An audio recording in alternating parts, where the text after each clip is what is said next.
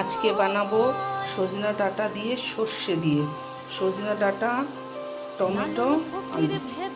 এখন সাদা সর্ষে, কালো সর্ষে, কাঁচা লঙ্কা পিষে নেব, আলুগুলো ভেজে নেব।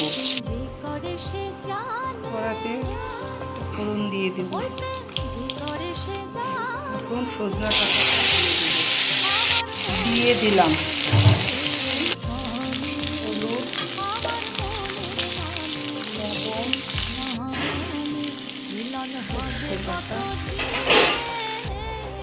টমেটো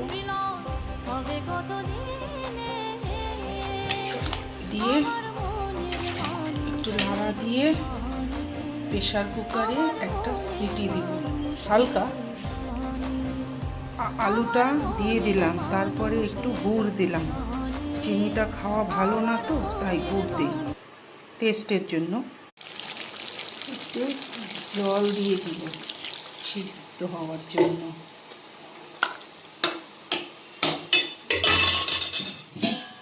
একটু ঢাকা দিয়ে দিলাম। আমি একটু ঝোল ঝোল রেখেছি, আপনারা একটু শুকাতেও পারেন, শুকালেও টেস্ট হয়।